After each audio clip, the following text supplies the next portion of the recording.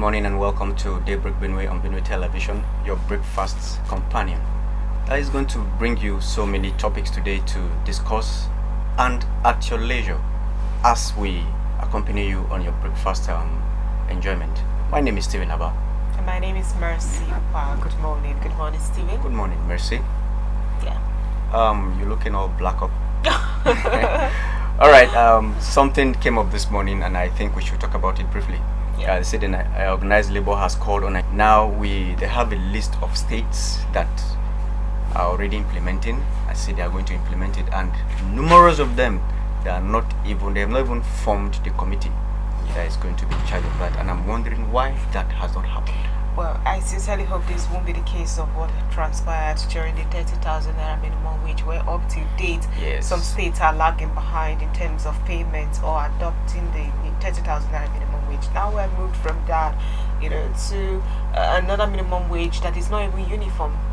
Yes. There is some states saying they will go as high as 70,000 naira. Yes, yeah. Another say they can't even afford that 70,000 naira. Some saying they're already ready, to start implementing the new minimum wage. Another say they're not ready.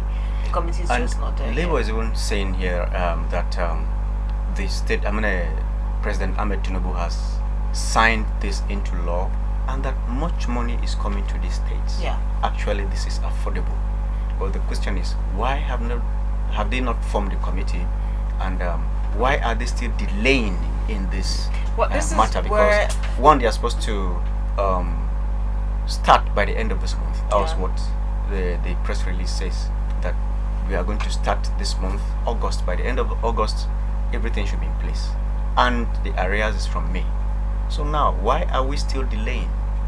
These are the questions on the lips of most civil Labour really servants. have to step in here.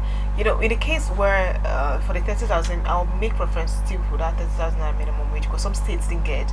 And how much of Labour's fight did we see fighting for those states that didn't get?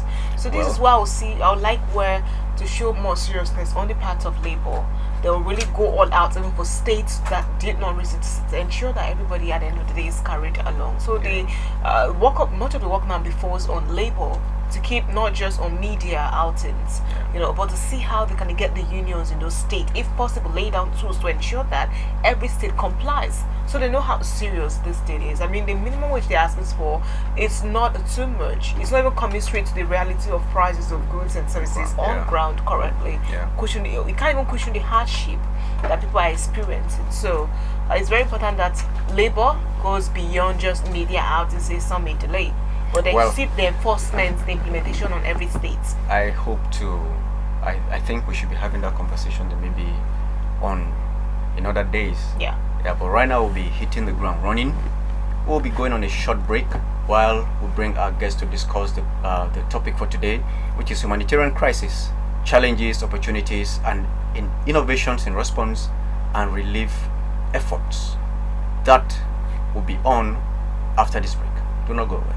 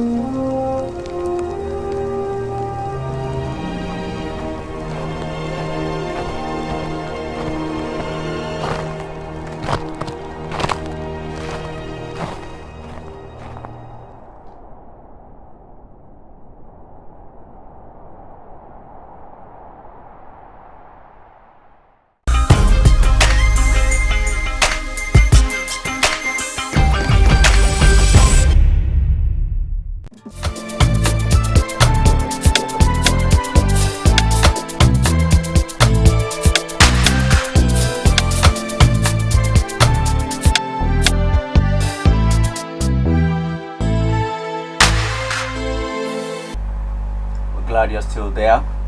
Yesterday, the 19th of August, was World Humanitarian Day, and today we shall be discussing the topic on this matter: humanitarian crisis, challenges, opportunities, and innovations in response and relief efforts. Our guest seated in our studio this morning is Honorable Ondowase Kunde, Honorable Commissioner for Humanitarian and Disaster Management. And also seated in our studios is Ukankuru, social activist, humanitarian enthusiast. You're welcome to the show. Thank you. Thank you so much. Okay, before anything, we need to know who a humanitarian is.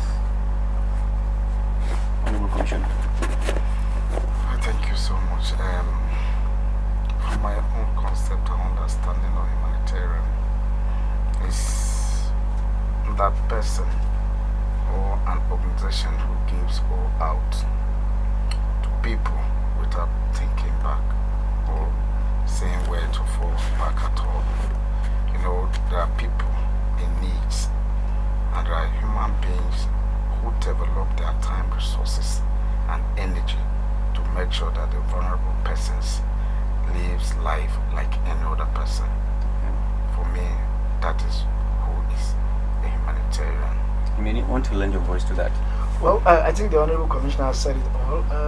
In a simple term, a humanitarian is somebody who decides or who wants to work to change the face of how people live their lives, irrespective of whether he's being paid or not.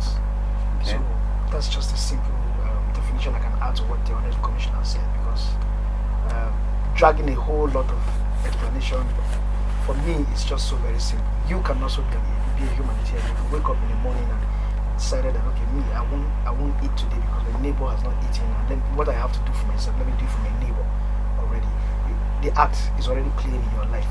So it's a very simple thing. Okay, the said World Humanitarian Day takes place annually on the 19th of August to honor humanitarian workers and promote awareness of humanitarian efforts globally. So in 2024, World Humanitarian Day campaign #ActForHumanity focuses on addressing the alarming rise in attack against humanitarian workers and civilians, advocating for the enforcement of international humanitarian law (IHL) to end impunity for these violations. Now, why is this year so special for you, the humanitarians? Let me set an example. Yeah. You see what is happening in the Middle East. Yes. You know, a lot of health workers, a lot of humanitarians, a lot of INGO staff are being killed in crisis in the Middle East. Yeah. You know, it's not supposed to be like that. These people are only rendering their service to make sure that people survive the catastrophe, disaster, war-torn crisis in that area. And I can't call it friendly fires. You know, they are caught in between the line. You know, and this needs to be spoken out this year, and that's why it has been termed Act for Humanity. Okay. You know, we need to change the narrative. Say I'm going to help somebody who is already suffering, and you kill me instead, or you kill the both of us. Okay, so it's not friendly fire. So no, the killings were actually deliberate. Yes, deliberate, because these guys sometimes, okay, for me now, when I'm going out, I always have my apron to show that I work with a foundation. Will you deliberately go out to attack me? If you do that, then you know what you are doing. You know, so that's the thing for this year. We must do everything to protect lives, especially lives of some of us who are in the field. If we kill us today, who works tomorrow? And that's just the simple fact about it. Okay, before I go to more on the challenges that humanitarians face daily, then the risks, you know, that they are prone to because of this service to humanity. Let me understand the humanitarian needs of your people, Honorable Commissioner. What's the situation in Benue when it has to do with humanitarian needs? Well, thank you so much. There are several needs of our vulnerable populations. We have not just displaced persons, we have a vulnerable people across the 23 local government of Benue State. And it's all about a dairy, bread. Some of the people in Benue State, they are living below a dairy. Yeah.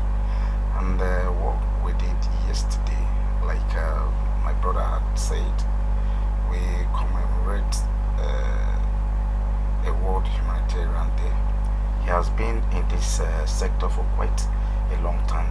It was first of its kind that it was being celebrated in Benue State. And we called partners together, and one of the things we outlined was not just those who has been attacked and displaced. We also told our partners that there are also vulnerable persons out there that have needs, like clothing. Yesterday, we went to Logo. After the work, we distribute clothes, we distribute food and non-food items, which I mentioned, close to the vulnerable people, not just the IDPs. Some people needs is just to wake up and see that they have a meal on their table. Others wants to have a shelter on their head. And when we came in, it was not worth celebrating at all. But the actors in the humanitarian operating within Benue cycle, they call me that it has never been like this in Benue. So there's a need for us to celebrate this world humanitarianly, because this government of Reverend Father Dr. Haisen Emalia has done a lot for the vulnerable, not just the IDPs, and it worked celebrating it. It's not the celebration was not just feeding for people, but it is to remember those that has lost, those humanitarian aid that has lost their life in the course of discharging their duties to the vulnerable. So now it was called for a celebration, which we did yesterday. So we call for them to bring in more interventions, not just to the IDPs, but the vulnerable populations in the state. Yeah. I like where you said that this intervention will have to go beyond the IDPs, because truly people are actually very, very hungry out there. Is government having any challenge meeting, the needs of these vulnerable people out there? The population is quite large. Is government encountering any challenge? And I ask this because statistics or number of people affected by flood was taken, from your office. Relief materials was promised to them. But I got some feedback that certain persons up to now have not gotten any relief material. Is there a challenge there? Yeah,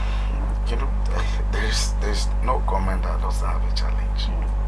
There are challenges everywhere. You see, the first challenge is resources. You see, government has priorities, and one of government of Reverend Father Dr. Haisen Emanuel is the welfare of the people. He's trying. Even recently, my ministry through SEMA distributed food and non-food items to 23 local governments in the states. But you see, people, this is ongoing. We're about releasing another strange of food. But you see, reaching out to everyone is a gradual process. We are barely 1 year. We are 1 year in office now. But the impact, I believe that people are feeling impact of Reverend Father Haisen. Definitely. We give out food, and we send out a distributed chart, local government by local government, and then ward by ward, up to a kindred. By satisfying individuals' needs at times is very difficult on those that are being entitled to take this food to the grassroots. We ensure we have our MIE, but you know that definitely because of manpower, we cannot be everywhere. We are devising a means to hold the local government chairman accountable on anything we send out. Okay, sorry, Stephen, let me just come to Kakura on this, because he is constantly out in the field. I think the Honorable Commissioner should quickly say something on this. When you send these food items and non-food items out, do you have a tab? Is there any way you monitor the distribution? Because it's very important. just to follow up on what Messi asked, I don't really see anybody saying I've collected something from government. And it's, in as much as government is saying we are doing this, we're thinking we need to see, probably let the media houses be there to see that this thing is done. And before you hold a local government's chairman accountable, we're thinking there should be monitoring, there's a way you monitor to see whether this thing actually got to the people that are supposed to benefit from it. Of course, if you say it, I'm quite shocked that you say you've not been getting feedback as per what government is doing to the people. Okay, no, Then I will also tax you to strengthen your feedback mechanism, because we have. okay, Once in a while I goes out to the radio stations like Kasnala and Sunrise Radio in Konya City. I always go out to have an interaction with the people. A funding program where I get the feedback from the people. What we simply do is, I told you, we lack manpower to be everywhere. The areas that we have the representatives, this 17 local government that have been having this displaced crisis. So the areas, the other local government goes where we are talking of, we are discussing the vulnerable populations there. We also have SEMA sent up food, and then the SEMA's team goes follow up this food up to the local government and ensure that distribution is done. We have 274 council wards in the state. yes. If we are to send out people in each council ward, we are talking of 270. So we ensure that the staffs follow this food to the local government headquarters and ensure distribution of this food. You understand? To the Yes. representatives of Okay. the council ward. And what we'll do is, when this food is taken to council ward in turn send us the names of those who are representing their kindreds in each council ward. So they send out this food. I've been getting feedback. Yeah. There are a lot of people that calls to just appreciate His Excellency. That have gotten food. Look at like the recent distribution of fertilizer to the farmers free. Some people came by, but let me bet you, some people, no matter what, they cannot say I've taken it. No, they won't. Even if you see them, if you caught them in the act, they will simply say no, it wasn't me. It's okay. Okay, I need to understand yes, the humanitarian quickly, needs please. for You need Bukavu to also involve Benue Television, just as you've been going to. Because I heard you mention radio, but you didn't mention Benue Television. So you may need to involve Benue Television. I think I'm a friend of Benue Television. Definitely, you are. Alright. You know, now constantly being out in the field, I mean, you are example of practicality of humanitarian work here. What have you been able to identify as the core humanitarian needs of the people of Benue State? What else? If not food. To think Benue is the food Just basket food. of the nation. No, I'm hitting the point. All right. Main point: food. Okay. Food has. Well, it's not a Benue thing. Let's not narrow it down to Benue. It's not a Benue thing. We all know that the price of food items has skyrocketed. Yeah. And we know the problem. Yeah. We know the crisis between farmer herders. It looked like it has subsided, but no. And once there's a situation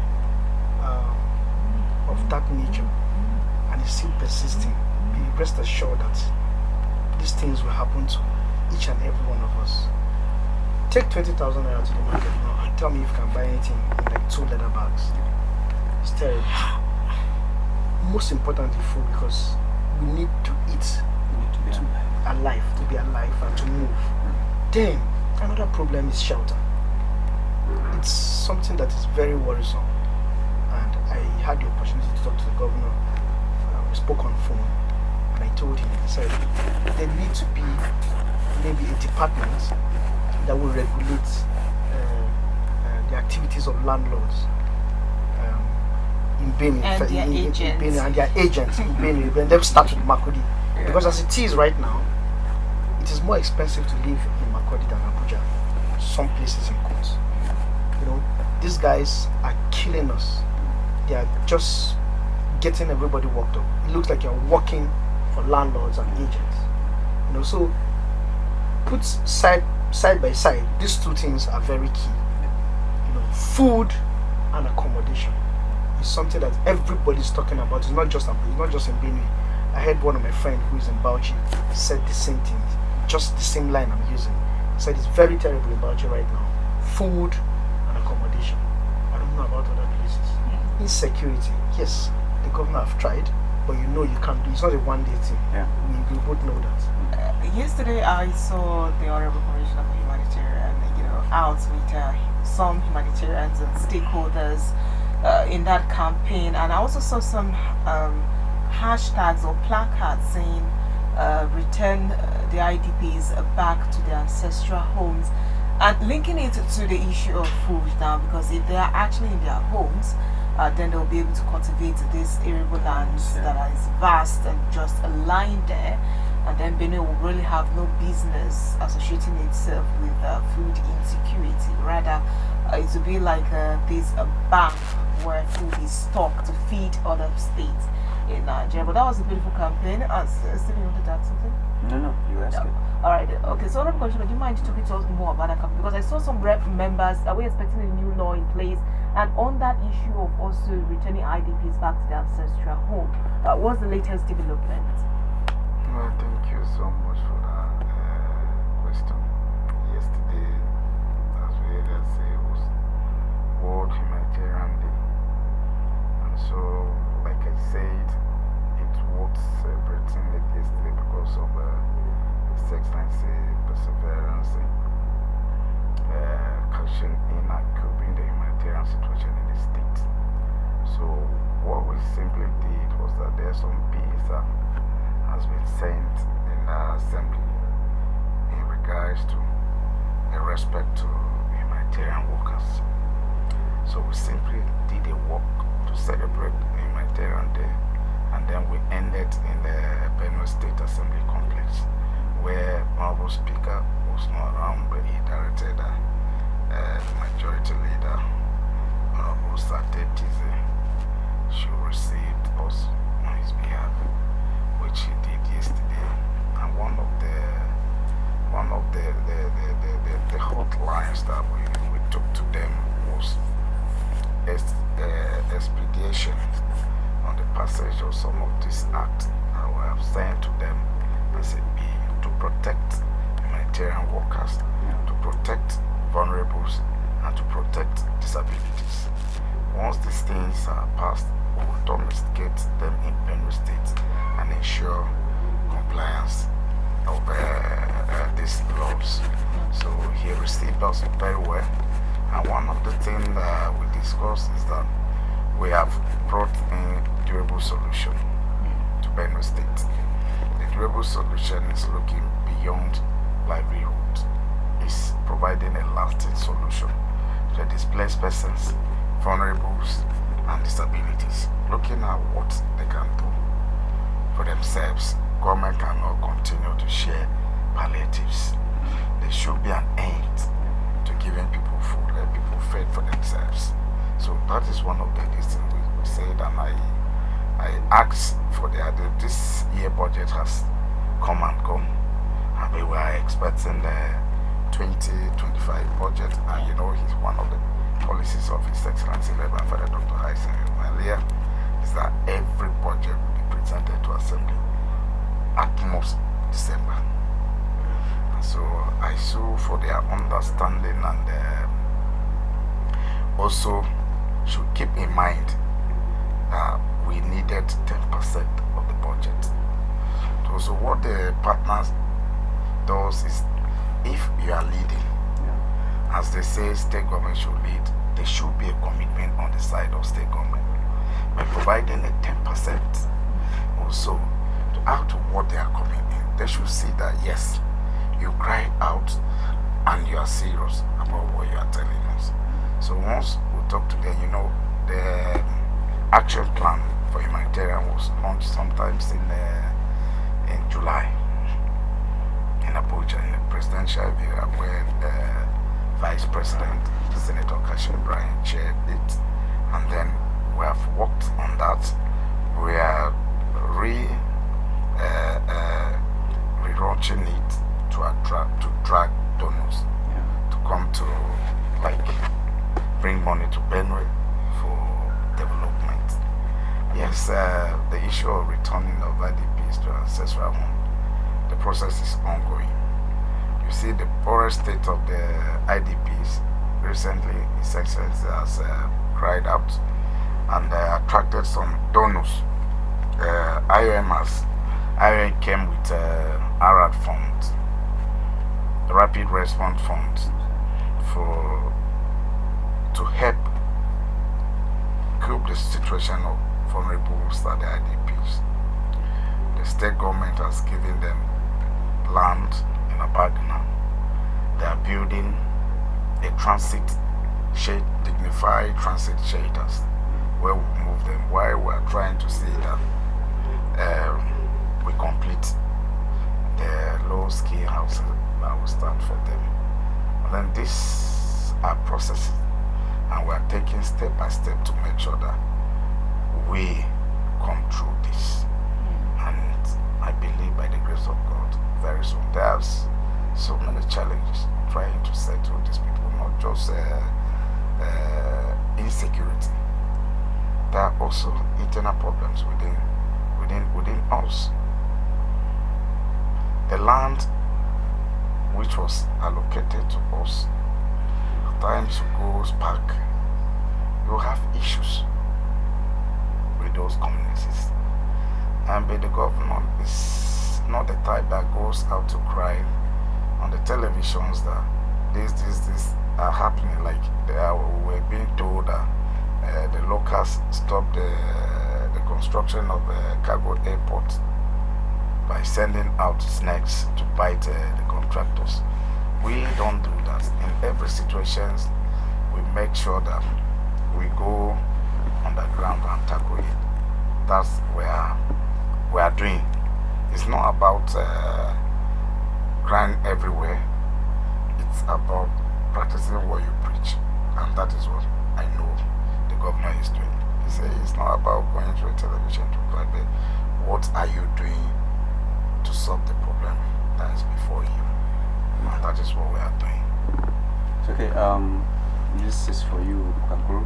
Just to quote the Honorable Commissioner, he said you've been in the humanitarian space for a long time now.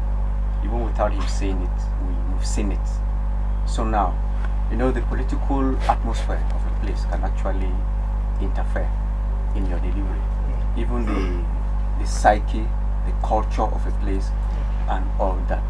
Now, in the things you do, what are the challenges you face personally, your group, and the ideas you want to sell? Well, the challenges for me, it might be big to other person, but so not much big to me. Inability. One of the inabilities is to be there in the face of expectations. Okay. People expect a lot from me. I'm just an individual.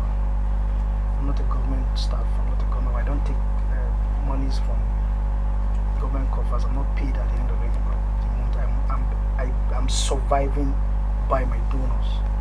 My donors who have seen that my works have been out there and all of that. And then sometimes issues of trust, like I put up a case for sponsorship, and let's say I'm supposed to raise like 200,000 and I end up raising like 1 million. You don't expect me to carry the whole money I give you, because we have other cases that are pending. So if I'm able to treat your case, I should be able to jump to the next case, and then it becomes a problem. You have used me to cash out and all of that. So those challenges are much. Okay. That's why I will be using this opportunity to call on people to see how they can make me bigger, make me have a proper setup where we'll be able to ask for funds internationally, write to donors, and do all of those stuff that will enable me and other people who have been helping me work to function better. The challenges are much. I can't even start mentioning everything here. Of course, you guys follow me up on social media. You know what I go through. Mobility is one very big issue that I spoke with my governor as well. I'm sure that by the time he settles down, he will look at that. I told him, if there's a way I can get a Hilux and an ambulance, it really help my work, because an ambulance, sometimes I'll just be moving and I see an accident scene. I can just make a call, bring the ambulance, take this person to the hospital. Most times, you see my car, sometimes blood at the back seat. People will be wondering why blood stain and all. That's just the work that I do, and I've been commissioned to do it by God, and I can't stop. I can't sit and wait and say until I get these things before I start to do. No. I have to keep working and going, because I started very small, and today people know that somebody like this is accountable for whatever is given to him. So if I say I will wait, I would have been able to touch a lot of lives. I think it's 14 to 16 years today in this job, and I can only say I'm getting better. Okay, you made mention of this. You raised the issue of trust here. And I believe that most humanitarian workers experience this, most NGOs experience this. There's always this huge question of, trust when it comes to accountability of the funds. Do you think this is one of the factors or reasons why humanitarian aids are recently being attacked or being victims of certain circumstances? Because people have this either mistrust or this feeling that they are making too much money. It's a normal thing for most of the people who attack humanitarians are the vulnerable, because of course there's a disaster here now, and I go into that place to take statistics, and the next thing you start hearing is, last year this same thing happened, you came and took statistics, we didn't hear from you, now that's how you the next thing they start attacking. It has happened. It happened in Logo 1 when there was flood, I think last year, when we went there to see the damage. They drove us away. In fact, they know I always deliver. So while they were chasing the SEMA staff and other NGOs that went, I was there. Nobody touched me because they know I always deliver, and they let it be like that. So what you're talking about is true trust, but it's not like these NGOs are embezzle money. Any money that is given to NGOs are accounted for. You have to give a report, and people want it to be done their way. It's not done like that. Practically, there's a map, there's a road map to monies that NGOs collect. There's even a road map to even monies that I take. So you don't expect them to spend lavishly, but the poor man will not think the way me and you will think. Of course, when the poor man is down and he needs money to do one or two things, like somebody who is his whole house is flooded, you expect him to start. You go there and start speaking English and bringing out the paper, what is missing, what's the damage cost. They know you won't give them that money at the end of it all, because that's always been happening year in, year out. So you don't expect them to be cool, you don't expect them to be calm. They will definitely be hostile. Okay, let me come to the information on this one here, because this aggression and attack on humanitarian workers because of this, they feel they are just using them to gain for themselves, and really it's not really sometimes are sent to these people in need, but somehow they are hijacked along the outside front.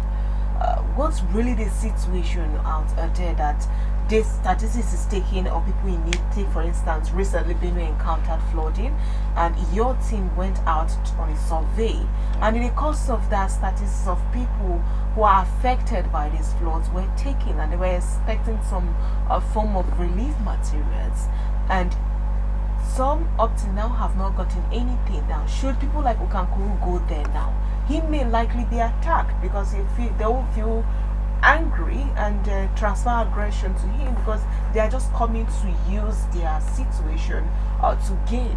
Could it be that government actually sends these materials to these people and the wrong names is being placed? Because we see where somebody have name is taken, another and is replaced with another name to collect these relief materials, where the actual person in need does not get anything. What is really the method or approach in getting these relief materials to the people who are actually in need? Well,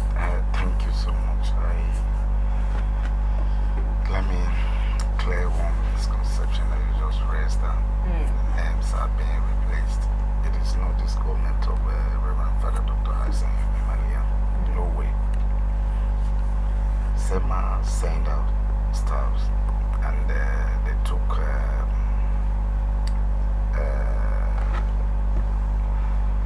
they were able to capture those that they flood victims. And I believe what I want to people to understand in government is government has process, procedures and rules so that you will not be held of misappropriation or diversion as your area mentioned. So if the flood victims are being captured, we are working on it. Sure, it's either what we send out to government is inestimable, that it is not up to what we should, or we overhide. I'm just giving you an example. So it must go through process. There should be check and balance before we send out these things to those people. Because you can't just because of emotions. Government doesn't work with emotions. And then you say you come and carry food or move up items, food items to these people. This should be a process. Who prepared this? Who checked? Who is responsible on releasing these items to the people? Where I heard to, this thing is ongoing, and very soon. I was with Sema yesterday, and I asked him how far, and he said no, almost all the arrangement has been on ground now to send. Yesterday we are going to release some of the stuff, like I said, very soon, either this week, because we've been very busy last week. From those high commissioners visited, you have a very high profile delegation from New York that visited His Excellency. You know, this took us 2 weeks to prepare. It has never happened anywhere. He will agree with me. He has been in this sector for quite a long time, where high commissioner fly in the same chartered plane to Benue with an ambassador of Germany in the same envoy to Benue. It has never happened anywhere. So I bet you Benue State has become a hub of development, given what His Excellency has given out and the enabling environment for them to come and That's exercise good to them. know, Honorable So Commissioner. we're quite very busy to receive these high profile humanitarian workers in the states, and that's the result, the output which that will bring to Benue is immeasurable. Very soon we'll start seeing. And are we ready as Benue to receive these people? Are we ready? That is one of the things that Okankwu had earlier raised. These people comes here. If we go around now, you will understand that hotels, the good hotels, anytime you go, they are fully booked. Even the local ones, they are booked. Why? These people are coming. That's when you experience that your state is at the state of developing. Very soon you see the durable solution we brought. We change the entire face of Benue State. Sorry, Steve, I need to come to. And our Okay. GDP will also increase. Because IOM alone, that is International Organization for Migration alone, has a staff of 80 and above. More than 50 are Benue indigenous. Okay. So you see, like I told you, we are at the process of reaching out to those that we captured. And you just need to be patient with the government. Because anything you do now, after your office, they will hold you for just a bag of rice that you misappropriate or you divert. I wouldn't want that happening Now, under your you watch. know, under His Excellency Reverend Father Dr. Isaac Bemania, there is no joke. However, shouldn't we be working on where there are some exemptions or more speedy response concerning your office, so as not to follow the typical bureaucracy that happens in the civil service? Because when it has to do humanitarian, it has to be swift response, because lives are at stake here now.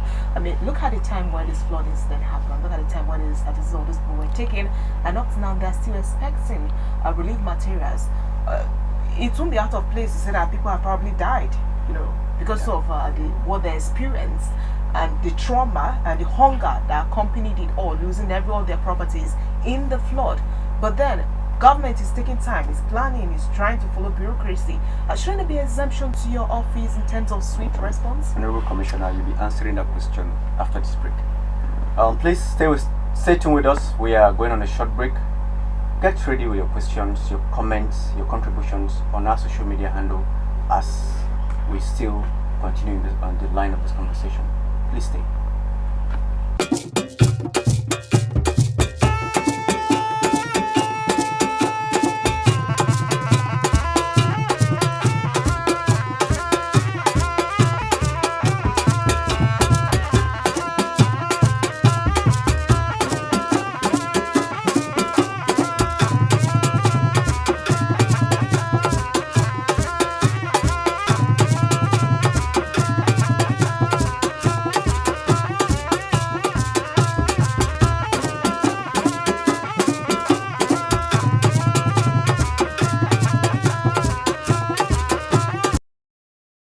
The World Humanitarian Day is observed every year on August 19th. It is a day set aside to identify and celebrate with persons involved in humanitarian activities or caring for victims of disasters across the world. Benue SEMA, in collaboration with Ministry of Humanitarian, marks this day. It begins with a walk from the Government House roundabout to the State House of Assembly, where the advocates are received by the Speaker, Aondina Daju, who was represented by Majority Leader Tise Sati. The group make a case for the IDPs to return to their homes, saying a bill has already been submitted to the House to that effect. Commissioner for Humanitarian, Mr. Aonduwasekunde, addresses the lawmakers, asking that they try to hasten deliberations on all humanitarian bills on the floor of the House for speedy passage into law. Mr. Kunde says such bills, when passed, will make positive impact on the lives of Benue people.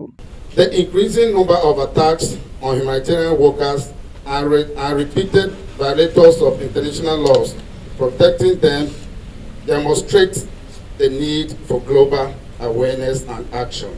A durable solution is said to have been achieved when internet displaced persons no longer have any specific assistance and protection needs that are linked to their displacement and can enjoy their home right without discrimination or account of their displacement. Responding, the Speaker, Mr. Aondina Daju, who is represented by Majority Leader Sate Tise, identifies with the stakeholders for the good work already in progress. Tise pledges support of the lawmakers and urges the stakeholders to continue to do their best. And we are interested in a lot of issues that are concerns of these non-governmental organizations that you are counting. I have a bill on my table that was sent to us by President. It's a bill on domestic violence and some other. We are waiting for his input before we consider it to read and then pass. The team later leaves for Anyi in Logo local government of Benue State for onward distribution of palliatives from the federal government. Fidelia Zashaundu, Benue Television News, Makudi.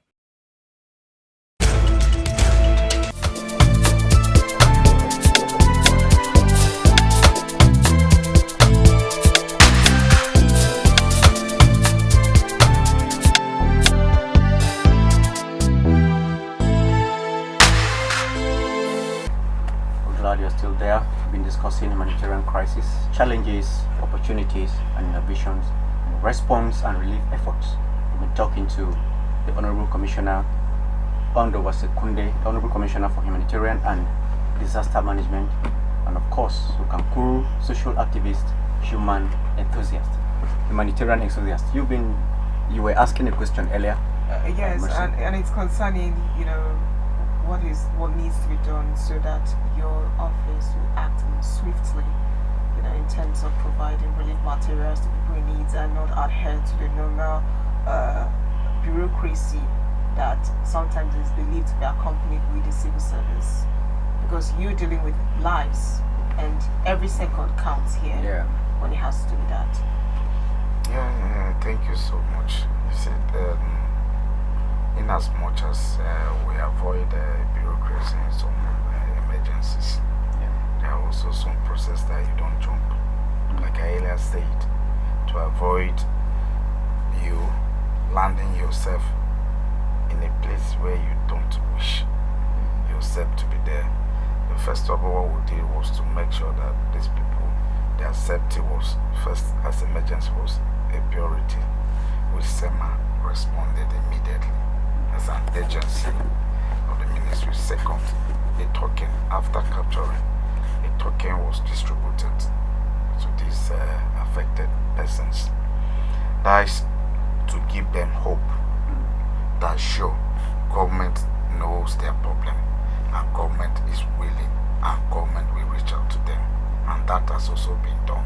Anywhere from now, we are going to distribute relief materials to these persons. Giving you token is an assurance that government is aware that certain things have to come to play for you to access this. This is government. And mostly where we work is outside His Excellency's support for the ministry. Like Okanklu had area said, there are donors who give us something and ensure compliances of their guidelines. You don't jump. Yes, you will not have it next time.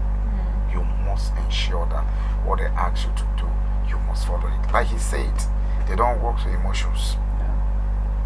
You must ensure compliances of their guidelines and you must follow this. And that is what we are doing. My ministry operate as a non-conventional ministry. We operate like an NGOs. We work throughout. Even on Sundays, I'm on duty, working, just to meet up some certain demands from the donors. All right. Like yesterday after the work, the Federal Minister of Humanitarian Affairs and Poverty Alleviation, which they also got the real materials that the palliatives that they sent to us was a donor palliatives. And they say give it to this state and ensure that this will be distributed on 29th of August.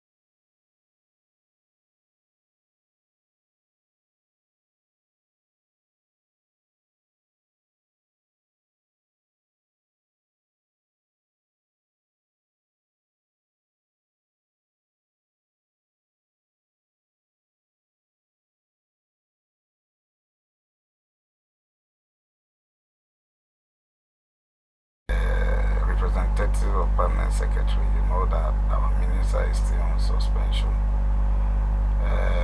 We went to Logo to comply with our donors' directives. And then we distributed those palliatives to local government, Oba, and Anyi, as our donors directed. And then the same, we came back and attended dinner. The same yesterday. I won't be saying I'm tired, I can't do it that yesterday. You lost that donor. Because we have to comply. And after that, immediately we took off to Logo. We ensure distribution. We ensure to take pictures with coordinates. You can come and say you stand and work on distribute and say the pictures, they have phones, they have their camera men represented. Once you snap, you send, they know that yes, they were here, this is Logo, and then we distribute it. So we don't work with emotions, we work with guidelines. Okay. Earlier to meet our donors' directives. Okay, earlier you said we had high-profile donors that arrived in Benue State within this time, and Benue State is going to benefit from their donations and all. But you raised a question. You said, is Benue ready? Yeah. Are the people ready? But we're thinking that for that readiness, it's the government that is responsible to make the people ready. So in terms of that, what is your ministry doing to have the people ready for what is coming? Awareness. I want to correct one this thing that you raised, that these people were donors. No, these people came for need assessment. All right. They will escalate and then donor by Okay. and then they come in. Sorry for the there is problem in Nigeria. Okay. In particular, Benue, in North Central. What we are working tirelessly, what the governor is doing is that for the past years, Benue State has not been in National Humanitarian Plan. For them to know, Benue must be there. And this is one of the steps that Benue in the North Central will be the first to be on that humanitarian national plan, which is purely, it has mapped and termed as purely affairs of Northeast. But Benue State now is throwing these people to North Central. Yeah. These are the steps that His Excellency is following. The past administration will not take the steps. And you see that you believe, you can believe in me that those people left, they are coming back in full swing. And what we are saying that is Benue ready. You know that these people ordinarily they comes and they ensure standard. Yeah. You see that when they comes, look at the choice hotel that they make. You can take them to go and sleep in Angus guest house. No, they will not. So what we are saying is one of the things that His Excellency is doing is to ensure that Benue BIPC, Benue Property and Investment Company, swing into action by building Benue apartments to accommodate this our foreign partners who are coming in to develop the state, and that's we can ease the issue of encroaching in the normal accommodation and Okankulas daily arrest, and that will soon commence. It is on the pipeline. As an ESCO member, I can tell you that is one of the things that His Excellency Reverend Dr. Hyson is doing.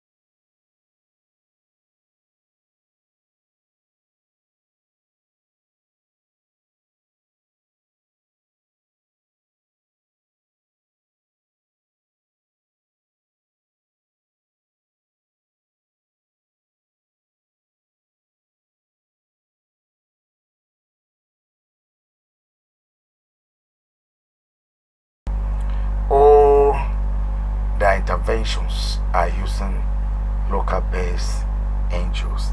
Okay. Like my brother Okanklu, some of them, he also needs to register his thing with the ministry. I don't know whether he has done that. I'll send it out. When they comes, the money will also circulate within Benue. That is another thing that government is ensuring, that these people don't come with someone elsewhere to come and work in Benue. You must localize your activities.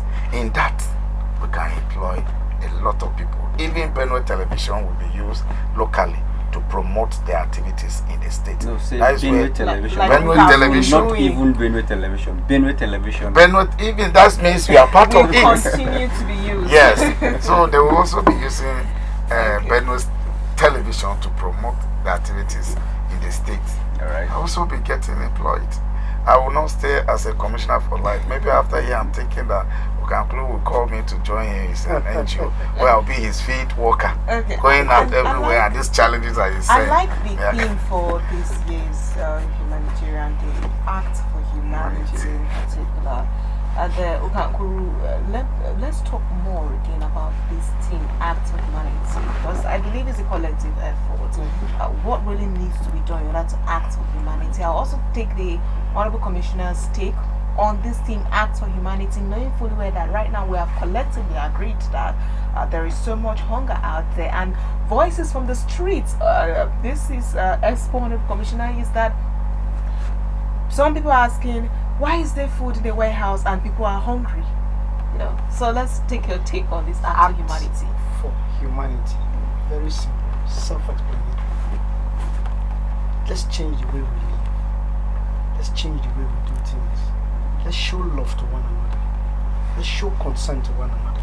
Simply because you are passing here and you see somebody who is like dying of hunger or is sick on the road, you just walk and pass because the person is not related to you. No, that is not the standard. The global standard for everybody to live like a human being is for everybody to touch one or two lives every day on your street, in somebody's house, or in your own house. For me, I have a policy. I don't eat 3 times a day, I eat twice a day. Why am I eating 3 times a day when people cannot eat? Why? So I've started acting for humanity long before even the coinage for this year's celebration. We need to drop a lot of things we do personally for ourselves, for other people. Do you get? There's no something happened last week. A man said, I've been going to teaching hospital, people are sending money to me, and nobody's asking me, who is fueling your car? What have you eaten? How do you feed? He sent me 50,000. He said, fuel your car, because you've been going to that hospital. And I got to the pediatric ward of that hospital. I saw there's one patient I saw. The woman could not buy normal saline for the child's drip. How much is it? I think it's less than 1.5. How many do you need? She needs 6. And I moved the money. Why am I using 50,000 as well to fuel my car? I took the money and I gave it. And by the time I got home with 3,500 in my pocket, because I made sure you saw the post, right? I made sure everybody in that ward that had a problem got out of that money. That's my own act for humanity. I don't need to live large. What are you living large for when people are suffering? Why are you buying clothes of over you are buying jeans of 15,000? Why? Why are you wearing expensive clothes when people are suffering? Why? I'm not saying you shouldn't do. People have the money. For me, I have my priorities set out. For me, I can't spend excessively. I can't, because I have people, I have children, about 24 orphans who I am taking care of. They're in school in Boko. If I think of even buying food from the restaurant worth 7,000, I start thinking about it and I will withdraw. That's just me. So the act for humanity is something that we are doing, but we don't know. We're already doing it. For some of us, we're doing it. You are also doing it. Probably you don't even know. So I love the team for the year, because we need to change the standard of living. Not our own standard of living. We need to change the standard of living for other people, the downtrodden, people who don't have anybody. That's why I always speak up, because some people don't have the voices to speak. But when I speak, people will hear, people will react. So I've always been there, and I'll always be there. So for this year's theme, I love it. I feel that we should all emulate it and not just make it just read it and let it be. Let's act towards it. It's a continuous thing. Life will always continue until you drop dead. But then, what have you done for your neighbor? What have you done for somebody who is suffering out there? You mustn't help somebody because the person is related to you. Help anybody because favors from God come from they come from different angles. You don't even know. Who knows? Like, okay, right now I'm talking here now, and I'm saying somebody gave me 50,000 to put for. I used it in the pediatric ward, and we are on TV. Who knows? By the time I step out of here, somebody says, I listened to what you said. Oh, that's nice. I'm sending you money. Act for humanity. Okay, that was about you. All right, Honorable Commissioner, let's get your take on this theme of act for humanity. And I earlier told you, voices on the streets, that people can barely eat, not even the one square meal. Family are going days without any food to eat, and they have no hope. And so there's this, somebody will now sarcastically say, to think there's food in Sema. I don't know why they have this impression there's rice in Sema, but they are not having. And then they will not say, but the president said, hold your governors, that he has released every palliative, released every rice, everything to them, but they are still hungry. So this will actually be a good time to even clear the air on what actually federal governments, the assistance federal governments have given in terms of palliatives to cushion the effect of removal of fuel subsidy and the hardship experienced by Nigerians right now, and the additional contribution that state, because when federal government send palliative, is expected that state also contribute and not just rely solely on what the federal government have sent to them to distribute to the people, because that will not be enough. Right, so you throw more light on all of these things, and again emphasis on the theme act for humanity. Your take on it? This is very simple. Act for humanity means living for others, which I believe that this administration is known for. Since His Excellency Reverend Father Dr. Hassan Arias' inception in office, he has been distributing food to the vulnerable persons without even being gotten a single palliatives from the federal government. This happens in December, and it's first time in the history of this administration that December 15th salary were paid. That is the concern of the people. That November salary were long paid on the 24th, and then by December people need to celebrate Christmas, and on December 15th salary were paid. Again, we have been sending out through my ministry money, 1,000 persons in each local government. You don't know them, we don't know him. But what he does is you send out and ensure that these people goes to the communities and get the names where this money is 25,000, 10,000 and all of that. In the return of rent, His Excellency paid 700 persons 50,000 to commence farming activities. After that, the distribution of free fertilizers to the farmers. Free. Each local government got this.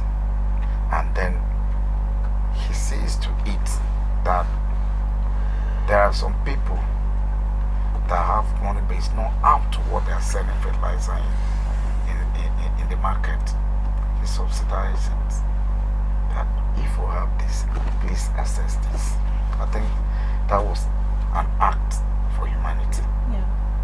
And the government is doing and is doing more. We have been doing all of that. Not just now that this came. That is the reason why I told you that the partner said that this Benue State must celebrate, because Benue State has long in the assumption of His Excellency Reverend Father Dr. Hassan Arias' administration. He has been acting for humanity, and that was the most reason for yesterday's celebration. In my own turn, we have been working tirelessly to reach out to people. what you can do for yourself and feel is good for you and you do for another person, you are acting in humanity, which we have been doing it. So this administration is very annoying by that. What of the infrastructure development? We're on the second phase of road construction. Now it's opening up the communities, linking the local government with others where it has never been before. And you can see it. It's ongoing. You don't need to. Even blind are hearing. Deaf are seeing what he's doing. It is act for humanity. If you could, these farmers, now, you know how much they are selling a bag of orange now?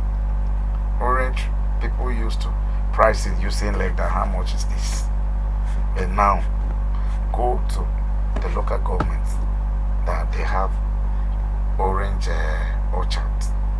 A bag of orange now is not less than 18,000. But like I said, you will take your horse to the dream. You will bet, but you can't force it to do so. Some people have all of this, but then they decide otherwise. The money we distribute, it is to ensure that you farm well, and the next season you will not have to complain. You have enough to sell and do the next farming. There's others, we say, no, I'm not being insulted, but others, even as much as the government is ensuring that the welfare of people are being fed for, you can't force them to do the needful, and they will remain in that state, because you cannot knock everyone's door. You have gotten to show us what you have done. In other areas that His Excellency is where doing our people of Benue needs to know is the recent development that he directed my ministry to go out, look for land. Let's get the IDPs back to the farm. Let them go back and farm. Because distributing food to them alone will give them money. Go and farm. This is, we incorporated them groups 15, and then we have a structure, a very large farm. Our government will ensure security within this so that they will farm, and after that we'll still get someone that probably may cultivate the seed for them, and then they will turn, if they want to sell, they will sell it to government. If a bag of rice is 1,000, government will buy theirs at 2,000, just to make sure that they have resources that they can fend for themselves. Now, and a lot. Thank you very much, Honorable Commissioner, for make sure that we elevate these people's suffering. We are trying, the government is trying, and this is the act for humanity. Now, what role does the private sector and of course good-spirited Nigerians play in this humanitarian matter we're discussing? I don't know if that has happened. I'm asking you particularly if you've encountered places or times when you will have to interact with the private sector, and what has been their role in what you do. Let me sum it all in one: support, general support. General support. Okay. Yesterday I was at Police Investigation Hospital. There was a case that was brought to me. A boy of 1 year 6 months, one of his eyes plunged out, and they said it's cancerous. The eye needs to undergo 3 sessions of chemotherapy, and then the eye will be to weaken the cells, and the eye will be taken out. He needs 366,000. I just made that post and I said, see, we can gather our acts and do this together. And I think so far this morning I've been able to get about 266,000. I can bet you that before 6 p.m., if all goes well, I will be counting about 500 or 1 million. These things are not coming from just private individuals alone. Organizations. It might not be much, but don't forget that these little donations make something. And except I don't reach out to them via my inbox, they give me that support. There was a time one of my rooms in the house was filled with relief materials, gas cooker, pillows, mattresses, spoons, plates. These were not coming from the government. These were coming from spirited individuals and organizations, private individuals, and the rest. They were in my house, and he said, if you can't take it to the camp, distribute it to people you know need it the most. And I started my madness in my street, on my streets, because I know a lot of people who need these things. So I started the alleviation from my streets. So the support is enormous. I can't even say it all. Okay. I love the fact that people who support me will always tell me in simple terms, don't mention our organization, just let it be. We're doing our bits, because we don't trust some people, we don't trust some organizations that will give these things, and we don't see how they distribute it. You do your own evenly, and every of your stories starts and ends on the social media. We see you, we trust you, and that's why we give you these Okay, things. Honorable Commissioner, I don't know, it's very difficult for individuals to help government. But I don't know, because of the peculiar nature of your ministry, do you get such support from good-spirited Nigerians or individuals? Yeah, like you said, it's very difficult for like individuals and some corporate bodies to support government. Whatever government does is when government tries to be strict in some of policies, private individuals who are making illegal money terms is as being trying to push them out of business. But you see, one good thing is if you are doing good, people appreciate and willingly they come to you. We have been receiving that. The rise we recently received from the federal ministry is also as a result of private organizations who sees what the government of Reverend Father Dr. Hassan are doing, and they are supporting Benue with these things. Before, if you can't be transparent in your dreams, nobody comes to your aid. And you see that the government is very transparent. If we receive a token, we send it out and we display it there. That's why I was earlier here and I told you that whatever we are receiving from donors will also be made public, so that people will know that this is what we receive and this is how it has been spent. What we organized yesterday, aside what the government of Reverend Father Dr. Hassan supported the ministry to carry out, that within a short notice, donors also, some organization also contributed. Like IOM release funds to scatter for media. That's media outreach, and the people, those people that we brought them from IDPs, and the refreshment were all sponsored by that organization, which is part of what you're asking. Okay. If they are not seeing us being transparent, they will not support us. So of course we'll be receiving some support from the private individuals and organizations. Almost out of time. One of the reasons why the Benue people did not actually go out to protest the hashtag no bad governance, say no to bad governance, is because they believe the words of His Excellency Governor Human Hyacinth Alia. They hold his words as true. They trust his intention for them, that he means well for them. In line of this, as a way of wrap up as well, the presidency have said, all your governors, if palliatives are not reaching out to you, if life is just so difficult, but because him on his part, he's doing a lot. Now that we're all here and we understand the current situation, have rice been released to the Benue State government? They talk about rice that people can even get for 40,000 naira, 50 kg rice. Has that come to Benue State?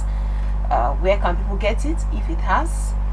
And the palliatives, where do people get it, or what do people need to do? On what road do they need to do on their own individually to ensure that they live well, because as it is now, next year we may be recording so many deaths because of as the consequences of the unbearably hardship that people's bodies are being forced to undergo through this year. Well, some of these things, government don't work on social media. Work with memos, and then they distributed chat. Like people came to my office the other day. Even when on Sunday, I was at one of the churches. Let me not mention, because of a fellow colleague called me. That was me introduced, and the preacher started saying that we received about 23 trucks of rice from the federal government. Now those are news that making it was meant to be distributed among the 23 local governments in the state. And within me, I laughed, and all eyes were facing me. I said, we don't work, the government doesn't work on social media or press conferences. A memo, the distribution chart. I have not received any 23 sent from federal government, except otherwise. Me, I have not. Thank you. And they say that you are saying until this reaches Benue, and once it comes, you know that definitely our governor always make it very clear. He announces these things that yes, we took custody of so from so, which I have been saying it. They came to me and I told him what we received was from the federal government, but it's not up to what you are saying. And let me say this before we go. His Excellency has directed the ministry, domiciled in Sema, that we should farm for the vulnerables. What that means is we are farming as a government without, we are not targeting any profit in this. We'll go out and look at some of this market, because of the high rate of food items. The federal government and the state government, will go out, and then this government food now will be pressing very strategic areas where you can get it very cheap. All right, Thank you very much. Okay, I know is there anything you want to say? Parting words, 30 seconds. Well, let's just do good to everybody out there. It's World Humanitarian Day. Let's just show love to one another. People are suffering, but that little thing you do for somebody will be appreciated, and you might just keep that person alive. Thank you. All right, thank you. We've been discussing humanitarian crisis, challenges, opportunities, and innovations in response and relief efforts. Our guests have been Honorable Anduwase Kunde, Honorable Commissioner for Humanitarian and Disaster Management. Also, Kankuru, social activist, humanitarian enthusiast. Thank you very much for coming on this show. And of course, we're looking forward to having a more interesting conversation with you in the future. That's all we have for this episode of today's Daybreak Benue. We look forward to sitting with you tomorrow and to discuss more important matters. My name is Steven Abba. You have a lovely day. My name is Mercy.